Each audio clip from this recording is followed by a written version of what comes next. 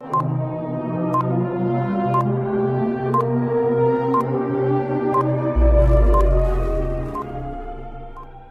Guys, आप सबों के बीच एक बेहतरीन टॉपिक के साथ उपस्थित हुआ हूं और आज का टॉपिक है केंद्र और राज्य सरकार द्वारा लिया जाने वाला प्रत्यक्ष कर और अप्रत्यक्ष कर। सबसे पहले एक बात, छोटी सी बात जान ले कि ये कर क्या होता है। देखिए, कर किसी भी नागरिक द्वारा दिया जाने वाला वो अनिवार्य सरकारी अंशदान होता है। अनिवार्य अंशदान होता है, वो किसी भी रूप में हो सकता है।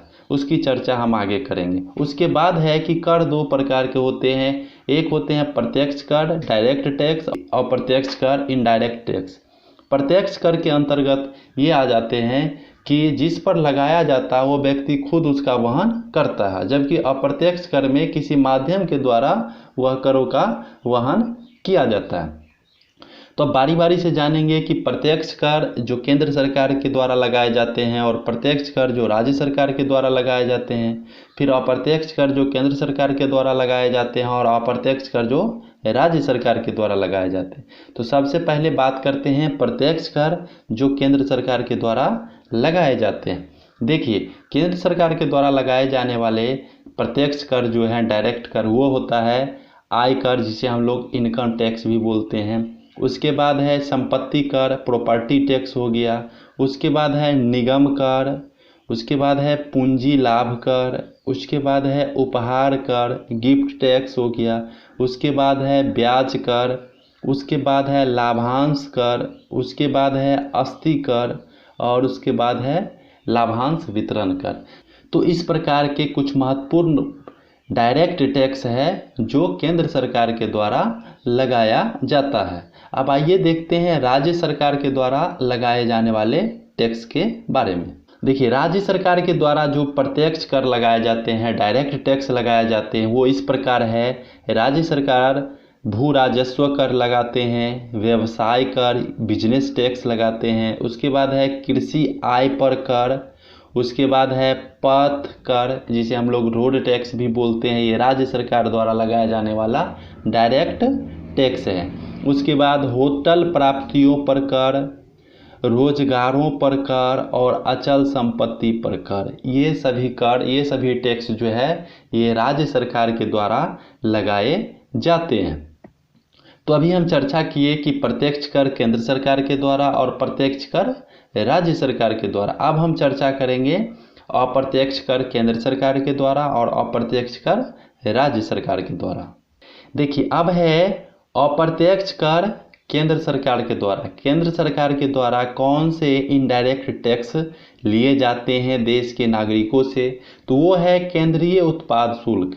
जी हाँ, केंद्रीय उत्पाद शुल्क। उसके बाद है सीमा शुल्क। उसके बाद है सेवा कर। उसके बाद है केंद्रीय व्यापार कर और उसके बाद है केंद्रीय बिक्री कर। ये 5 प्रमुख इनडायरेक्ट टैक्स है, अप्रत्यक्ष कर है जो केंद्र सरकार के द्वारा लगाए जाते हैं। केंद्रीय उत्पाद शुल्क, सीमा शुल्क, सेवा कर, केंद्रीय व्यापार कर और केंद्रीय बिक्री कर।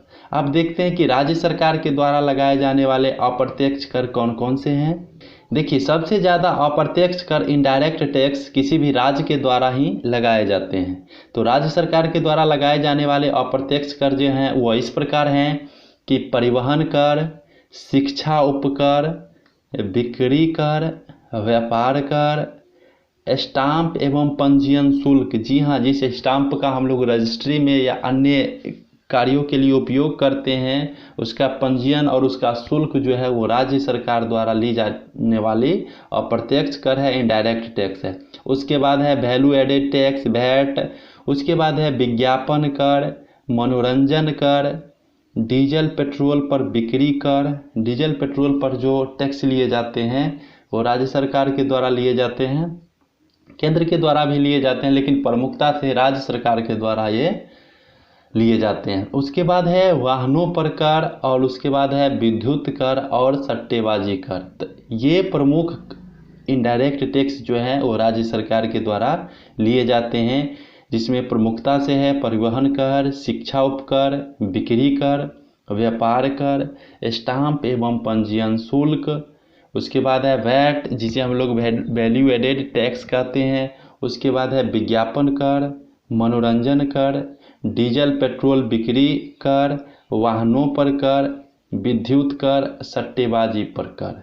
तो इस प्रकार से आज के टॉपिक में हम जाने कि डायरेक्ट टैक्स और इनडायरेक्ट टैक्स राज्य सरकार और केंद्र सरकार के द्वारा किस किस रूप में ली जाती है। ऐसा लगा यह टॉपिक, यदि अच्छा लगे तो लाइक शेयर और कमेंट्स करें। वीडियो देखने के लिए बहुत बहुत धन्यवाद। फिर नई टॉपिक के साथ उपस्थित होऊंगा। जय हिंद, जय भारत।